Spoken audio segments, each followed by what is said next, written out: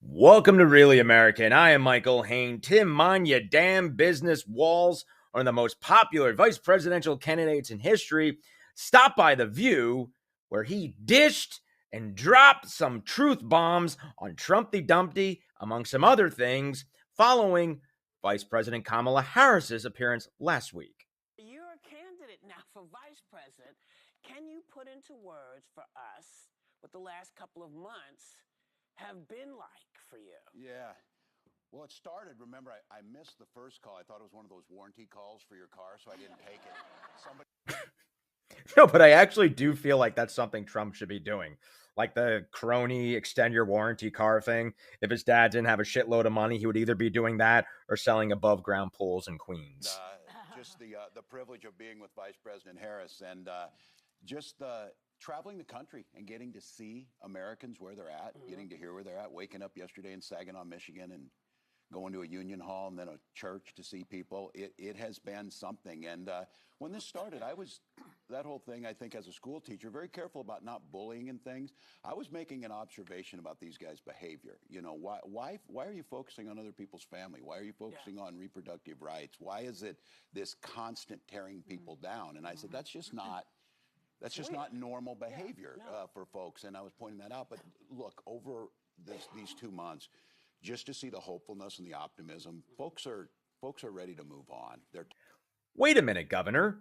So you're trying to tell me that the majority of Americans aren't concerned with the rantings and ravings of a tired, old, hackneyed, racist comedian from like the 70s or 80s doing the same bad shtick from 2016, and then I guess whatever hacky leftovers from 2020 each and every day, spiraling and spiraling more down the toilet of chaos, talking about deceased golfers' penis size, talking about the great late deceased Hannibal Lecter fictional serial killers, not knowing what state he's in every day, basically just canceling every single interview because he wants to pretend that he's actually worked a day in his life, because Kamala Harris once actually legitimately worked at a McDonald's, so he had to show up at one, even though we wanted the Ronald McDonald clown. We got him instead.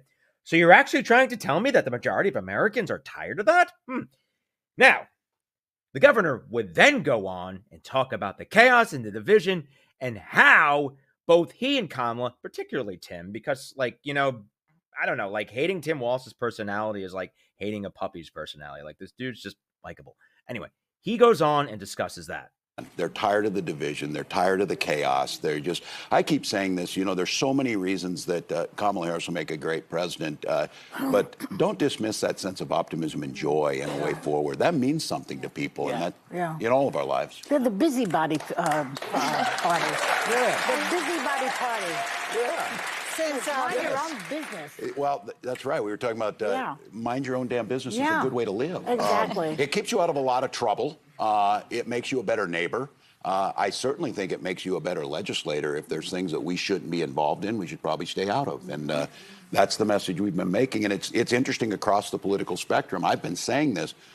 When did the party of Ronald Reagan think you should be making all of these individual decisions? When should they be in the bedroom, the exam room, the library? And they forgot what the party of Ronald Reagan actually stood for. Yeah, it's different. Yeah. These guys are different. Yeah. Fortunately, Liz Cheney is going around reminding folks. But yes, even though Ronald Reagan was a unmitigated disaster for the middle class, basically took a chainsaw to the entire edifice of the Rooseveltian New Deal programs. What did he do? Oh, that's right. The enormous tax cuts, and paid for it by increasing the Social Security tax. That's right. Working people paid for it by contributing more to Social Security. That's how the whole imaginary sociopathic Patrick Bateman from American Psycho wet dream of trickle-down economics, you know, showering the uber wealthy with tax cuts and, you know, entirely favorability, everything for them. And the little guy will start feeling it. Now, that never absolutely happened. We've had 40 years of that reckless sociopathic behavior. And in fact, another thing Republicans have done has quadrupled our debt. That's happened under Trump, not just the deficit with China, but I think added about, about 7 or 9 trillion to the debt. Anyway, but I guess when it comes to the very basics of just like, representing America's interest, not being a crazy, deranged, sociopathic, treasonous clown, Ronald Reagan didn't do that. So, there's that. Anyway, Tim Walz went a little bit further and started discussing the spiraling of Trump, which is going to upset Trumpty Dumpty. Here's the quote. Well, he didn't mean it.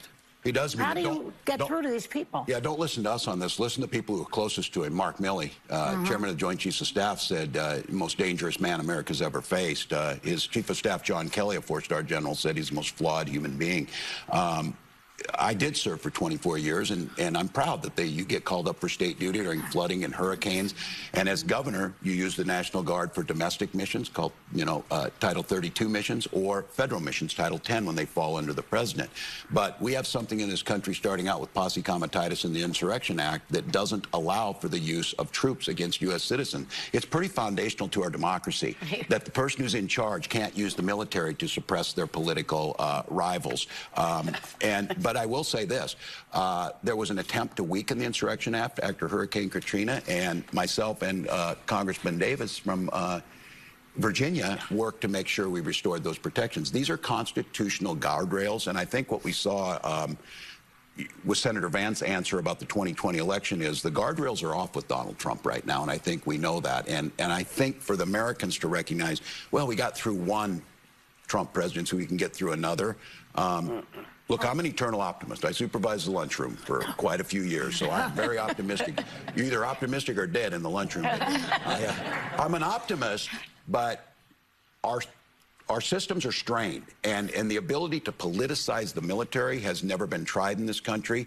He's trying it. So I think it's a legitimate one. And I just tell Americans, if you're tired of that chaos, and I know that Donald Trump's handlers are saying he's exhausted. So are we.